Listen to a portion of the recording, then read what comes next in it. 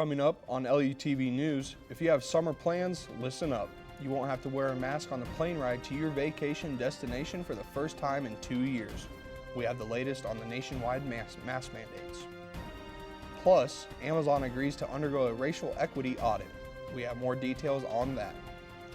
And Israel attacks Al-Aqsa Mosque in Jerusalem during the holy month of Ramadan. Those stories and more ahead on LUTV News.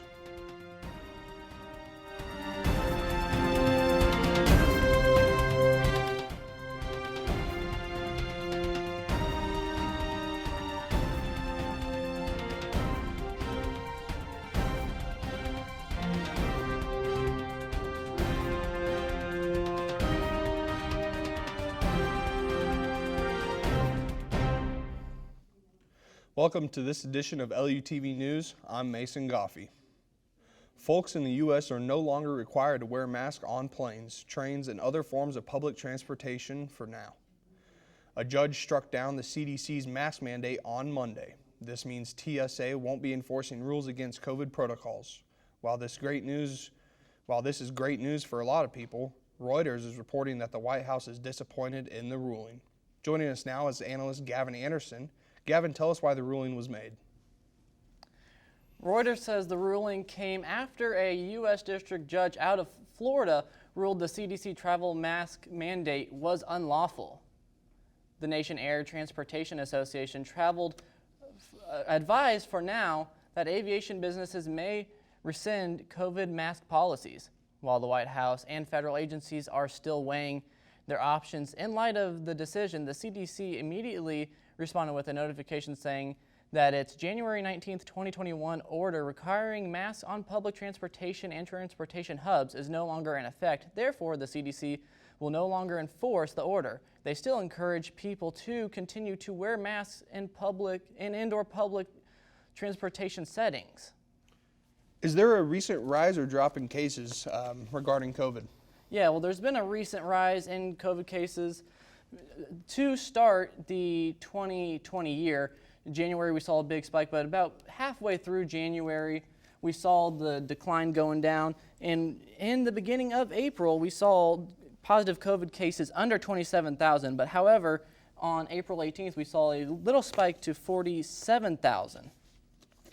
So with having to wear masks and COVID, how are the numbers looking after COVID in airports with numbers of tickets being sold? Yeah, so in 2020, we did see a big decline in the numbers of tickets bought. Transportation dropped 59% from 2020. It was roughly about 335 million people who flew in 2020 compared to about 811 million. So that is 557 roughly million fewer flights, people flying in 2020 alone. And since then, it was the lowest since the mid-1980s. Well, I thank you for joining us, Gavin. Straight ahead on LUTV News, Israel fires a rocket at the Gaza Strip in Jerusalem where sources say hundreds of people were praying. Find out more on what happened when we come back.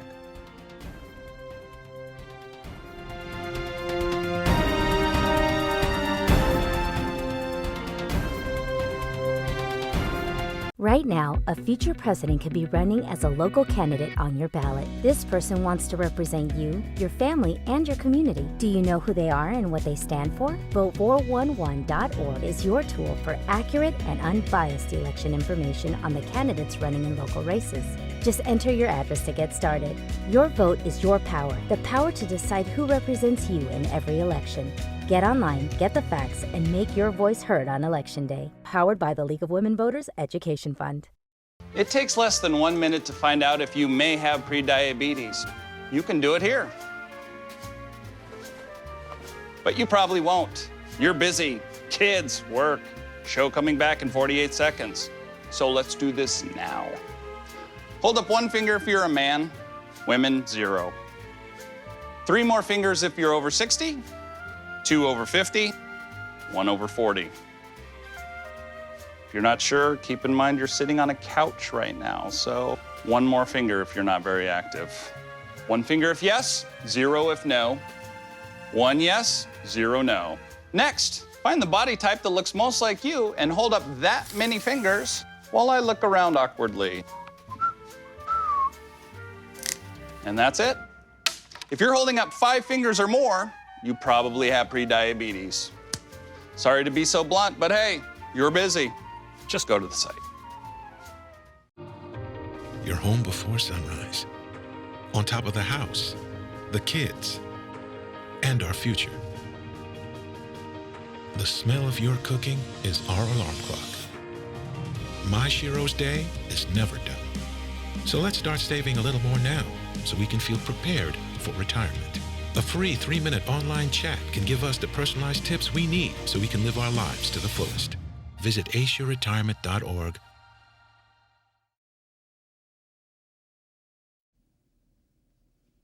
Israel has launched an airstrike attack on Palestine. The attack came after a rocket was fired at southern Israel. Israel's target for the attack was the Gaza Strip, which had been reported having a weapons manufacturing site.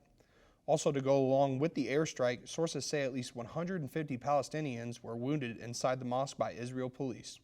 For more on this, let's bring in analyst Hadel Abdelkarim. Hadel, tell us more about the mosque that was attacked in Jerusalem.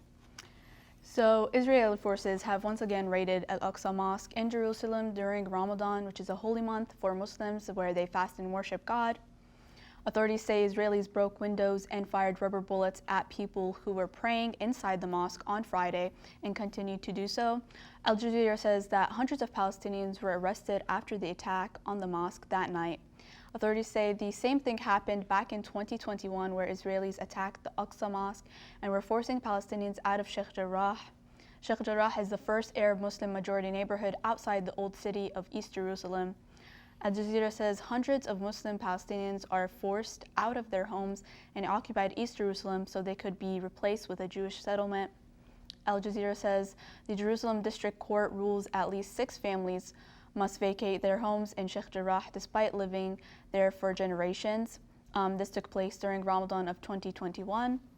And authorities say this ultimately led to Hamas striking Israel to stop their attacks in Jerusalem, which also led to Israeli retaliating. Hamas is also, for those who don't know, is an Islamic resistance movement group, and they have existed for about 35 years. They're located in the Gaza Strip, so that is why when the attacks happened, they wanted to strike back to Israel, and Israel retaliated and struck back to the Gaza Strip. So with that incoming information, are we able to expect more attacks here in the next few days? There is most likely going to be more attacks happening, because there is plenty of attacks. The Aqsa Mosque is a very sanctioned and holy place for Muslims. So attacking that specific area makes Hamas and other Palestinians to want to riot and retaliate, so there most likely will be. Now, is there anything that both countries are doing to resolve this issue?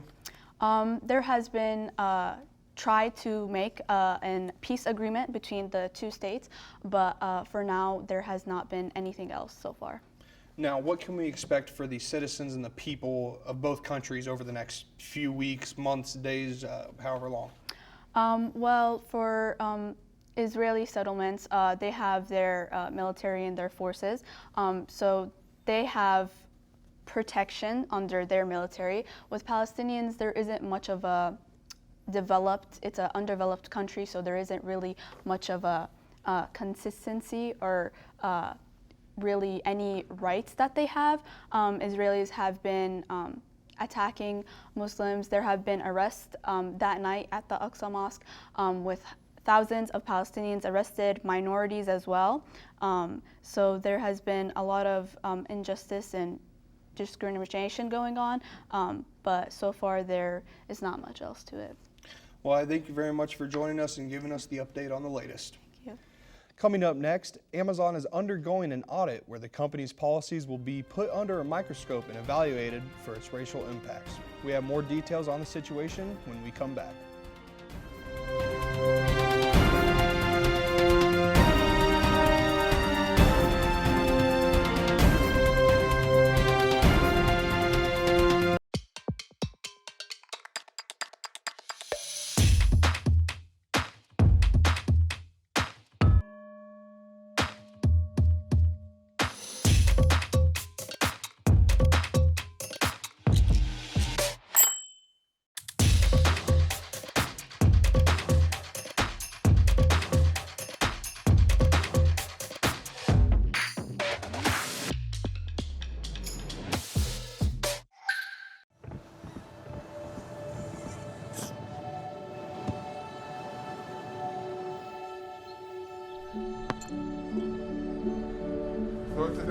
I don't remember how it started.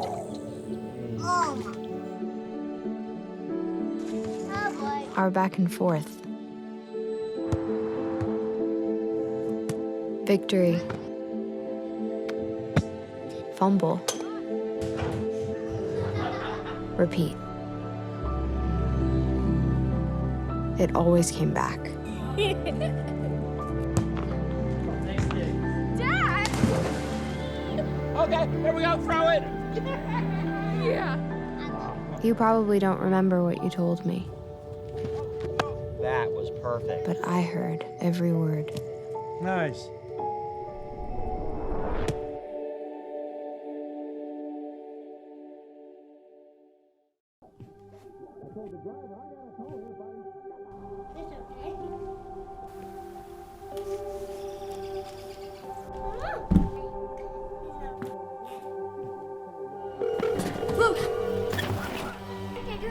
Where's your emergency? Everyone's on their way. What happened? Your friend's not breathing. She's dead? Yes, please get my mom and dad. Oh my God! Online retail giant Amazon will be conducting a racial equity audit. Sources say shareholders want Amazon to do the audit to give more transparency into how companies' policies affect diversity and equity. Sources say that former Attorney General Loretta Lynch will be doing the audit. Amazon says they plan to make the results public when the audit is finished. So far, there is no anticipated completion date yet. Let's bring in analyst Mallory Vasquez for more on this story. Mallory, what does Amazon's audit actually entail? So this audit is going to be a lot more different than other traditional audits. Usually they are focused more so on business records, mostly financial, just to ensure that they are accurate. So Bloomberg reported that Amazon is agreeing to undergo an independent racial equity audit that will be focusing on racial discrimination. And by that, it means that the company might be targeting employees by themselves. Amazon is saying that the audit will be evaluating the racial impacts of nearly 1 million employees, focusing on its policies, programs, practices, and the company wants to release those findings to the public and also be working on ways to mitigate any risks that they might have from that. And these discriminatory audits have also made an appearance in the last few years. This is not the first one to be doing this. And also, Amazon, according to Forbes, has also been involved in multiple lawsuits about racial equity and discrimination, 5 of which occurred during the time that Amazon did refuse to conduct a racial equity audit. So how will this audit, how will this be conducted? So Amazon is saying that the audit is going to be led by former Attorney General Loretta Lynch. She was the Attorney General under Barack Obama and spent time in a private practice as well. There is also going to be a law firm based out of New York that will also be helping out. Now, who are the main people who is pushing for this audit? So there has been push from this before. This is not the first time that Amazon has been asked to do this. And Bloomberg.com says that the New York State Common Retirement Fund is kind of pushing for this audit to be conducted. They're saying that they are concerned that the company is providing very few details without making assurances that this audit is going to be independent.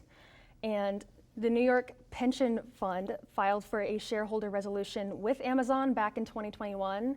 They wanted them to do the same thing basically, and they cited alleged discrimination of the company's non-white workers from low wages, dangerous working environments, COVID-19 exposure, and the lack of reporting their cases, as well as air pollution in minority neighborhoods.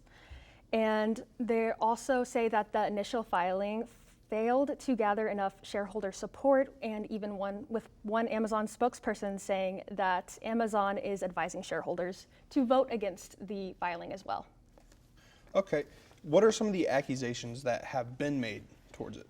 Yeah, so Amazon does have a diversity, equity, and inclusion statement in their website. They say that they are committed to diversity and inclusion and are always looking for ways to scale its impact. But Amazon's 2019 Global Manager for Diversity, her name is Shannon Kelly Ray, she accused Amazon of otherwise about a year ago. Kelly Ray says that she had quit in less than a year, claiming that her tenure with Amazon convinced her that the workplace has systemic issues that minority employees are facing. And Amazon also has had to put a global ban on police use of its facial recognition system, and they put this in effect after a statement in 2020. This company had to implement this ban due to the different issues with racial bias and false arrests by police. So with Amazon being the powerhouse that it is in the online sales world and business world, do you believe that others are going to follow this action to do these audits? Yeah, so this, like I said, this is not the first time that somebody has been accused of having to do this audit, and this is not Amazon's first time of doing it as well. So Airbnb is actually the first company that had to do this, and this occurred in 2016 according to Bloomberg. And companies like Facebook and Starbucks soon follow suit, so Amazon is not the first and most likely will not be the last to do this. Perfect. Well, I thank you very much for joining us. When we return, the Blues winning streak is snapped on Tuesday night, but the point streak is still alive. Find out more about the keys behind the Blues' recent success right here on LUTV News.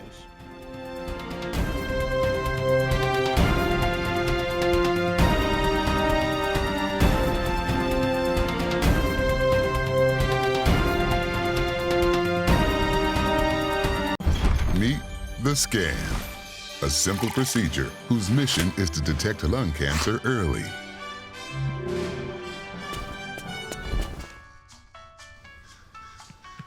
I'm here to save you! But I feel fine. That's great, but you may still be at high risk for lung cancer. Oh man, that's a new fence. If you smoke, early detection could save your life. Learn more at savedbythescan.org. People do some pretty cool things in their 40s and 50s. Why should saving for retirement be any different? I mean, they go back to college, learn new instruments, start skateboarding. Okay, maybe that one's not for everybody, but saving for retirement is. With aceyourretirement.org, you can get on track with your retirement savings no matter your age. Just have a 3-minute chat with Avo, the friendly digital retirement coach from AARP. You'll get personalized recommendations based on your input that are easy to understand and work with your lifestyle. It's quick, easy, and free. Plus, it's sponsored by AARP, so you know they got your back. Woohoo! Gnarly move, Dad. Thanks, sweetie.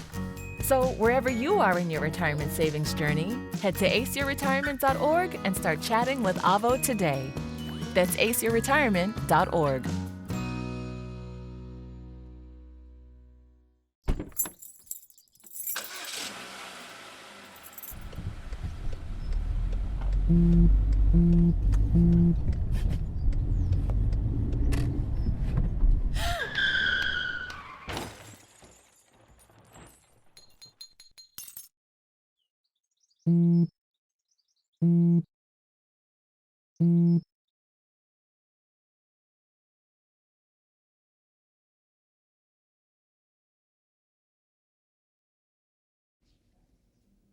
St. Louis Blues win streak was snapped on Tuesday evening after a 3-2 overtime loss to the Boston Bruins.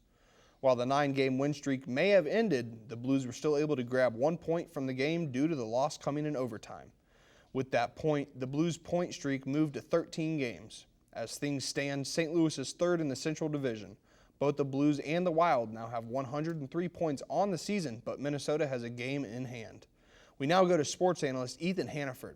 Ethan, why are the Blues having so much success in this recent stretch of games? You know, there's a few different reasons as to why you could talk about why the Blues are having some success as of late. We talked about, mentioned that point streak now, 13 games in a row with points for the Blues. They clinched that playoff spot on last Saturday. When it comes down to it, there are several different reasons as to why the Blues are having a lot of success right now. Number one is veteran leadership. This team is built on having a good mix of young guys, but also some very strong leaders. There are still 10 guys from that 2019 Stanley Cup roster that play for this Blues team, as well as a couple of others that have from other teams that went to Stanley Cup finals or won cups as well. Number two, Robert Thomas. Robert Thomas has been absolutely phenomenal for the Blues as of late. This right now is his best stretch of hockey that he has had while being in the NHL. Going into this month, Thomas's max amount of points that he had scored in a month this year came in November, when he had 14 points in the 15 games in November. Well, just in April, through the first 11 games now, he has 21 points, including 6 goals and 15 assists. He's been very good in that time period. The line between him, Vladimir Tarasenko, and Pavel Buchnevich has been absolutely phenomenal. One of the best in hockey right now. In the last 12 games that the Blues have played in, they have scored a combined 64 goals, that's right. And then in that time period, Tarasenko, 12 of those goals, and then both Buchnevich and Thomas splitting up with 14. 26, almost half of the team's goals in the last 12 games have been from just that line right there. They're red hot. And then finally, the defense has been really good as of late for the Blues. There were some questions earlier in the seasons about the identity of this defense. Doug Armstrong made a trade acquisition getting Nick Leddy at the deadline just a few weeks ago. Nick Leddy has been playing some of the best hockey he's played in the last 8 years in his time with the Blues when you look at some of the plus-minus numbers and whatnot. Along with that, Justin Falk has been performing very well on the offensive side of the defensive play. And then Colton Parayko, night after night, going up against the best forward on the opponent's team, has arguably been the best defenseman in the NHL. So when it comes down to it, veteran leadership, Robert Thomas, and the defensive play, those are 3 big reasons for the Blues' success. What can we expect in this next, in the Wild versus Blues matchup? Yeah, so it's looking like the Blues and Wild are going to be facing off here in this series upcoming. It's going to be a fight. These two teams have been very intense together when they've matched up here this past season overall. In the last 2 weeks, they've played twice against each other. Both went to overtime. Both were very intense matchups. The Wild have some positive takeaways, being that they've played very well in 5-on-5 against the Blues. Both of the games went to overtime. The Blues won both of them.